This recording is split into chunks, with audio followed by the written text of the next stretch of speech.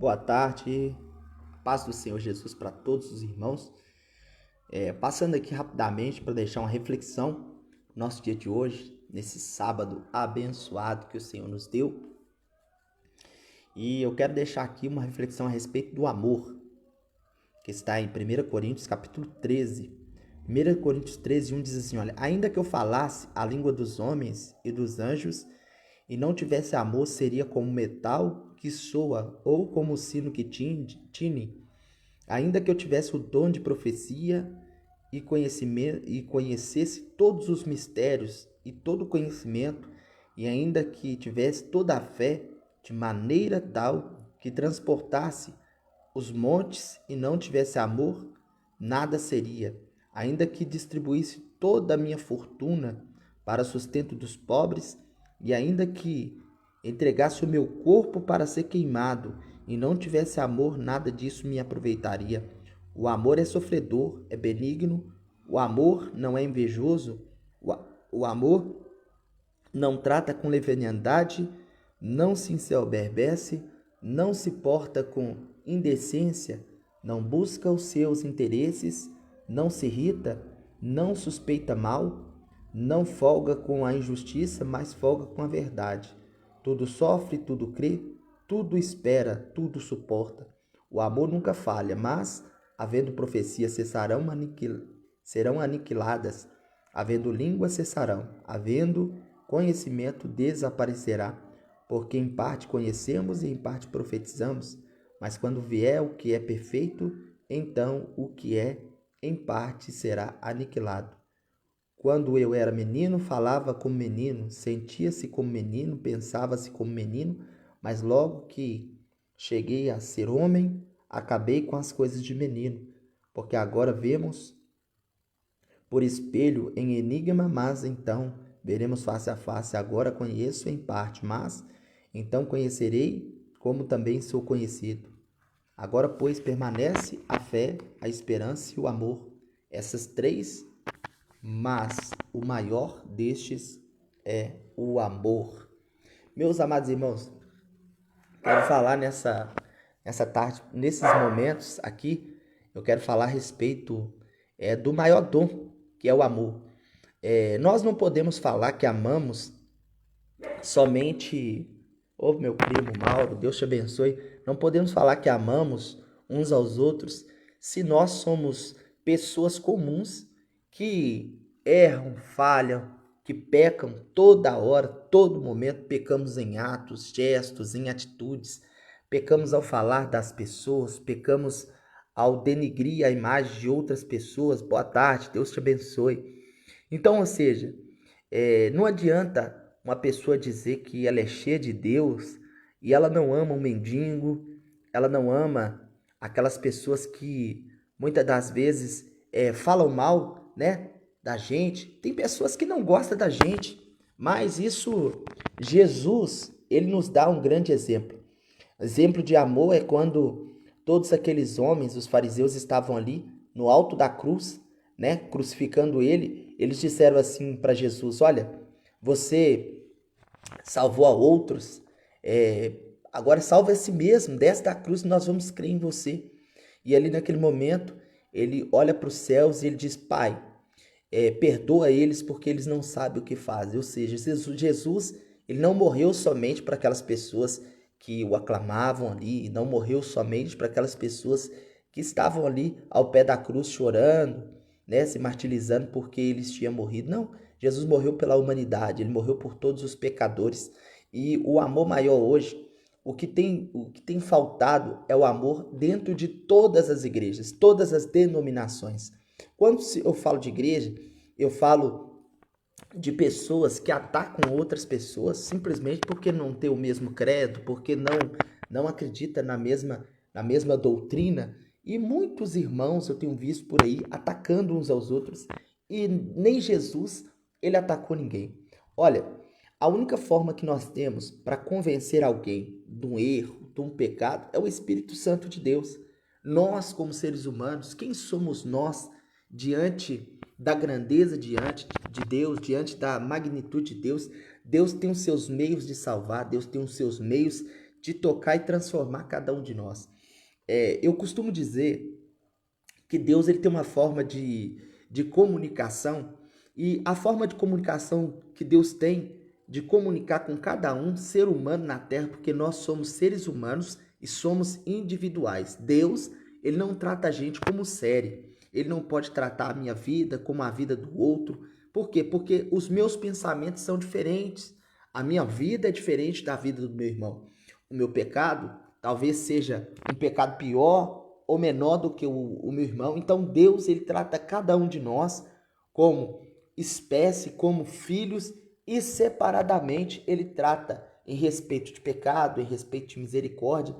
E a Bíblia diz que a misericórdia dele é a causa de nós não sermos consumidos. Ou seja, não é porque eu sou um pastor que Deus tem mais misericórdia do que eu. Não é porque eu sou um homem que hoje me titulo um cristão que Deus tem mais misericórdia de mim. Lá em João 3,16, a Bíblia diz que Deus amou o mundo. A Bíblia não diz que Deus amou as pessoas da Igreja Batista, da Metodista, da Cristã do Brasil, da Assembleia de Deus, de outras denominações. A Bíblia não diz isso. A Bíblia diz que Deus mandou Jesus para morrer pela uma humanidade. Qual humanidade era essa? Uma humanidade podre, uma humanidade caída, uma humanidade pecaminosa. Ou seja, nós continuamos sendo homens e mulheres pecadores, miseráveis. E se não for a graça de Deus, um favor que nós não merecemos. E quando nós olhamos, muitas pessoas, principalmente cristãos, eu quero aqui principalmente falar para os cristãos, para a nossa classe. Sabe, queridos, nós precisamos amar mais uns aos outros, nós precisamos respeitar mais uns aos outros. Sabe que no céu não haverá placa de igreja. Deus, ele não morreu por uma classe de igreja, Deus não morreu por uma classe de pastor ou um credo religioso, não. Deus, ele não é católico, Deus, ele não é assembleano, Deus, ele não é da quadrangular, Deus não é da pentecostal, Deus não é um Deus de nenhuma dessas denominações. Deus não é brasileiro, Deus não é estrangeiro, Deus é universal. Só que a universal que eu estou dizendo não é a universal igreja do reino de Deus, não é isso que eu estou dizendo. Eu estou dizendo que Deus, ele é um Deus único de todas as denominações, e todas as nossas veias doutrinárias, todas elas têm algum tipo de erro ou algum tipo de falha. E a igreja do Senhor Jesus, ela é melhorada dia após dia. Nós, como seres humanos, nós somos melhorados quando alguém confronta o nosso erro, quando alguém confronta o nosso pecado. Mas quando eu falo confrontar o nosso erro, quando eu falo em confrontar o nosso pecado, eu não digo para ninguém apontar o erro do irmão, da irmã, eu não digo isso. Eu digo que quando há uma pregação expositiva, onde a palavra de Deus ela é exposta de uma forma clara, sábia, de uma forma que não venha matar ninguém, isso sim é que a porta que o Espírito Santo age através de homens, de pessoas simples, pessoas que amam seu irmão, pessoas que não querem perder as outras. E o que eu entendo? Muitas das vezes, as pessoas veem alguém na igreja errando, falhando, caindo, pecando, falhando, e às vezes, a maioria das pessoas que não são pastores, que não amam as almas, querem ir no pastor e dizer: pastor, por que o senhor não tira fulano de tal? Pastor, por que o senhor não faz fulano de tal? Pastor, porque... Irmão, entenda uma coisa. Eu já fui muito religioso, eu já fui uma pessoa que eu achava muito correto, porque às vezes a gente olha pra gente, a gente não tá fazendo o erro que o irmão tá fazendo, a gente não tá pecando como o irmão tá pecando. Por quê? Porque aquele pecado que você cometia, Deus já tratou com você, você já se arrependeu, você foi curado daquilo, então hoje você não faz mais isso. Agora, não é porque você não faz mais que você está vendo outro fazer, que Deus te deu o direito de você ficar apontando, pedindo para Deus tirar, para Deus arrancar. Meu irmão, se Deus tirar a graça de nós, não há salvação.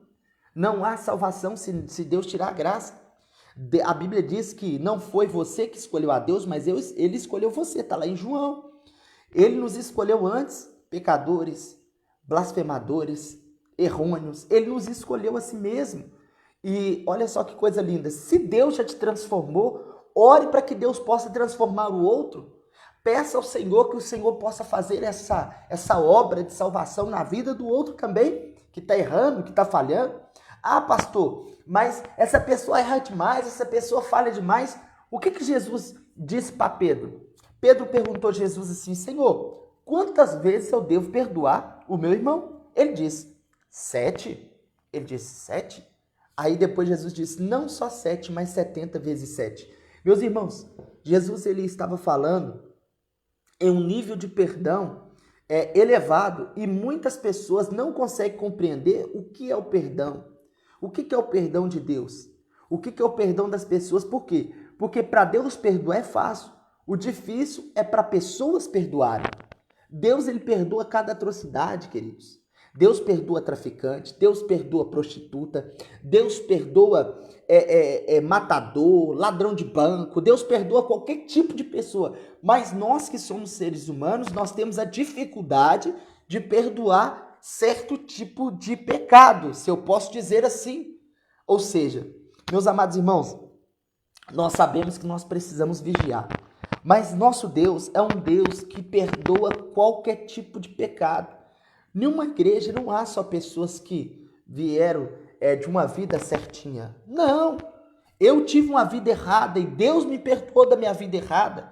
Quantos outros pastores que já foram assassinos, que já foram blasfemos, que já foram beberrões, que já foram prostitutos, que já foram um monte de pecados extremamente gravíssimos aos olhos de pessoas e Deus perdoou, Deus foi lá, lavou com seu sangue e hoje são homens e mulheres de Deus. Mas eu quero dizer aqui, quero deixar claro aqui, que o amor tem faltado no coração de muitos pastores, de muitos irmãos dentro das congregações, de muitos irmãos entre nós mesmos que somos pastores. Nós temos que olhar uns para os outros com um olhar de amor, com um olhar de irmão, de irmandade.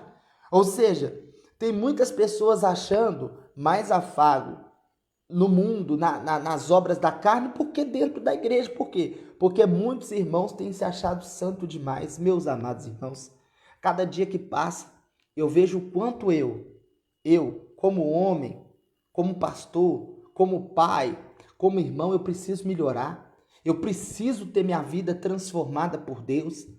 E muitas pessoas têm olhado para a vida delas porque hoje não bebe, porque hoje não fuma, porque hoje não usa droga mais, pela infinita misericórdia de Deus. Porque, olha, eu digo para você, se não fosse Deus que tivesse me libertado, eu não estaria nem vivo, já estaria morto, porque alguém já tinha me matado, alguém já tinha ceifado a minha vida, porque eu era uma pessoa que brigava com todo mundo, eu era uma pessoa impulsiva, eu era uma pessoa intragável, essa é a palavra. Mas Deus me quis, Deus me transformou. Agora que Deus me transformou, que Deus me lapidou, que Deus está fazendo uma obra poderosa sobre a minha vida, eu vou me ensoberbecer, eu vou me achar melhor do que aquele outro irmão que, infelizmente, ele está tendo mais dificuldade do que eu tive. Infelizmente, ele não tem tido tanta força como eu tive naquele tempo, mas eu já tive momentos que eu não tinha força.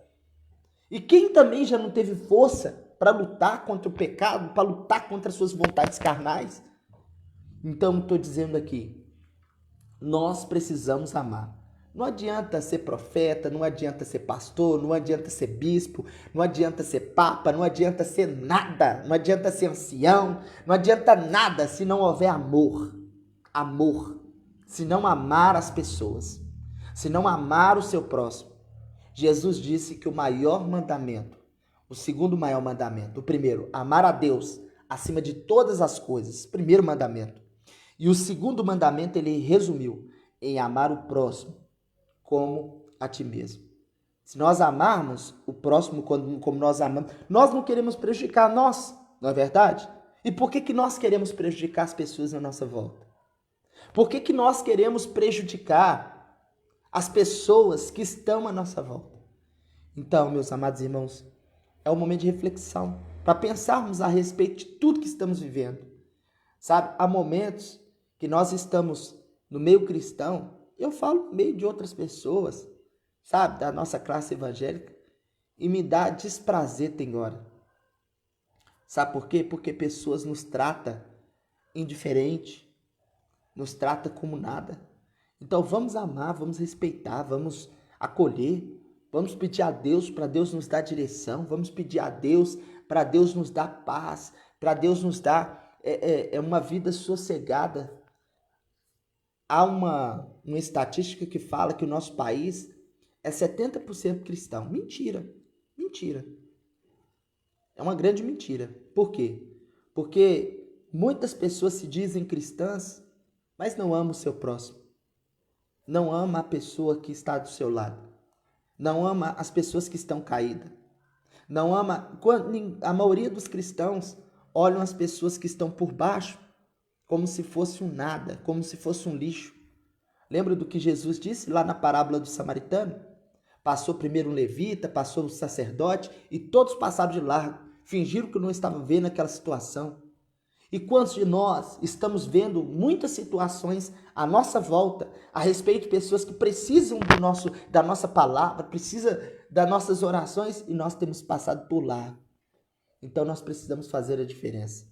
Que Deus em Cristo nos abençoe e nos coloque de fato, sabe, como homens e mulheres de Deus, que viemos fazer a diferença e que viemos amar uns aos outros, como Cristo amou não só a igreja, não só as pessoas que estavam no seu convívio, mas Jesus amou todos. A gente vai ver milagres extraordinários de Jesus. Por quê? Porque ele amava todos. Ele não fazia acepção de pessoas. E nós enxergamos pessoas no nosso meio fazendo acepção de pessoas. Porque, o irmão tem um dízimo maior, então vamos bajular ele. Vamos parar com a hipocrisia. Vamos parar com a hipocrisia. Nós não precisamos e não podemos amar só as pessoas que podem nos trazer algum rendimento. Nós temos que amar a todos. Jesus amava a todos, Jesus não bajulava ninguém, mas ele era amoroso com todos. Ele era humano com todos. Esse é um alerta para nós, que nós viemos amar e respeitar no nome de Jesus. Que Deus em Cristo possa abençoar todos vocês, que a graça do nosso Deus possa nos iluminar dia após dia e que possamos ser transformados de glória em glória todos os dias. Que Deus te abençoe e fique na paz. Deus te abençoe.